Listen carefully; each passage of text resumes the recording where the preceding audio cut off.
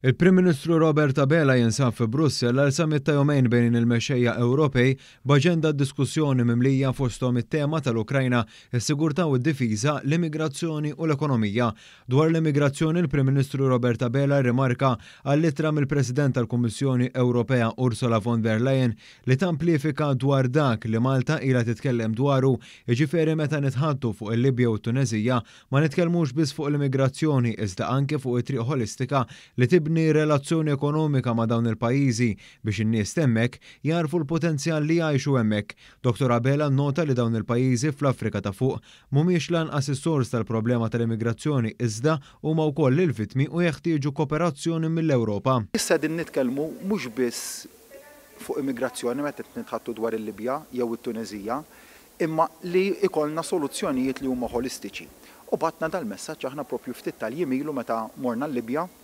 U hemmhekk ma tħadditniex biss dwar l-immigrazzjoni, ma ffirmajna MOU li jitratta s-settur tal-enerġija x'nemmnu li waħda mis-soluzzjonijiet ewlenin li nwaqfu l-immigrazzjoni irregolari jew innaqsu twaqqafha tkun ambizzjuż iżejjed jekk titkellem fuq twaqqif hija li tinvesti f'dawk il-pajjiżi u li magħhom ikollok relazzjoni ekonomika ta' kooperazzjoni illi tagħti lin-nies hemmhekk il-potenzjal li jgħixu ġewwa pajjiżhom u li mbagħad ukoll nifhmu li dawn il-pajjiżi mhumiex is-sors tal-problema imma huma wkoll huma vittmi ta' immigrazzjoni irregolari. U għalhekk jekk kien hemm punt ta' konverġenza bejn numru ta' mexxejja llum kien illi l-problema tal-immigrazzjoni ma nistgħux nittrattawha f'nofs ta' baħar, imma rridu nittrattawha fuq l-art tal-pajjiż ta' tluq. Il-Prim Ministru saħaq fuq il-ġlieda kontra traffikar uman b'kooperazzjoni flimkien ma' pajjiżi fl-Afrika ta' fuq.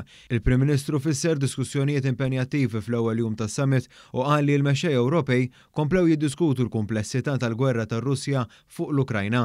Intant fil-bidu tas-summit kien hemm is-Segretarju Ġenerali tan-NATO Jens Stoltenberg fejn ġiet diskussa aktar kooperazzjoni bejn in-NATO u l-Unjoni Ewropea. Fil-laqgħa tal-Kunsill Ewropew mistennija jiġu diskussi wkoll ir-relazzjonijiet fosthom diskussjoni strateġika dwar iċ-Ċina u anke mistennija tqum il-ħtieġa dwar aktar kooperazzjoni mat-Tunezija. Fil-jum tal-ġimgħa diskussjoni bejn il-mexxejja Ewropej mistennija tkun iżjed iffukata fuq it-tema tal-ekonomija.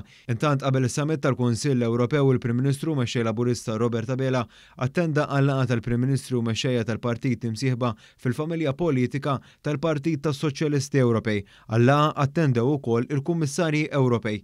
Fid-diskussjoni kien hemm aktar ħidma bitħejja għall-elezzjonijiet tal-Parlament Ewropew f'Ġunju tas-sena d-dieħla.